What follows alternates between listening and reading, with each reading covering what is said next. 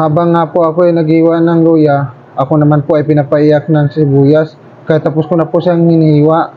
Sibuyas lang talaga nagpapaiyak sa akin, hindi yung asawa ko. Agay, nako, Ginoo ko. Ngayon ay gagawa tayo ng sinaing na tulingan. Nabili lang namin to sa kanto, 180 yung kilo. Kapag dito talaga sa Maynila, hindi presko yung isda natin na mabibili, pero okay na rin. At medyo mahal nga lang yung isda dito sa Maynila. Ayan, ipiprepress muna natin yan para matanggal yung dugo at pag nilulutuin natin, medyo malambot talaga yung buto at makakain natin. Itong sinaing na tulingan talaga masarap to pag may kapartner na bigas na mais at puto balanghoy. At pasensya na rin sa mga naguguluhan ng aking salita dahil ako'y nahihirapan magtagalog na nalilito at naguguluhan. Naalala ko lang dati yung kapitbahay namin nagtitinda ng sinaing na tulingan. Napakasarap talaga yung kanyang tinda.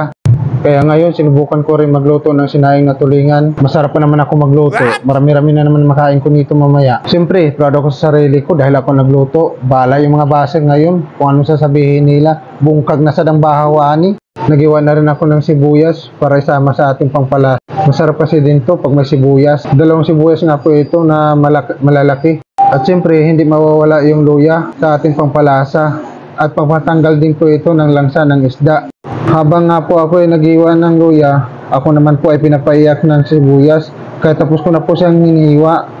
Sibuyas lang talaga nagpapaiyak sa akin, hindi yung asawa ko. Agay, nako, Ginoo ko. At nilagyan ko na rin po ito ng baboy para mas lalong sumarap. Ayan, kumpleto ricados na. Tingnan mo, sarap yan. Siyempre, ako ang nagtimpla niyan. Ayan, ilalagay na po natin yung isda. Siya po yan na isda, puro malalaki. Ako'y takam na po kumain dahil ako ay gutom na. Kaso bukas pa ito makakain dahil matagal po ito lutuin. 4 o 6 hours po ito lulutuin.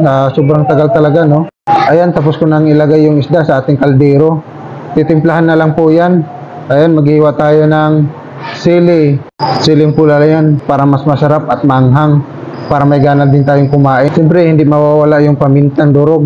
Isa din po ito sa mga ating pangpalasa sa ating mga nilulutong isda, gulay o ano pa man. Lalagyan po natin ng asin. Mukhang napaparami ako ng asin, bitsin. Kung wala itong dalawang to sa inyong panlasa, sigurado hindi kompleto ang inyong buhay.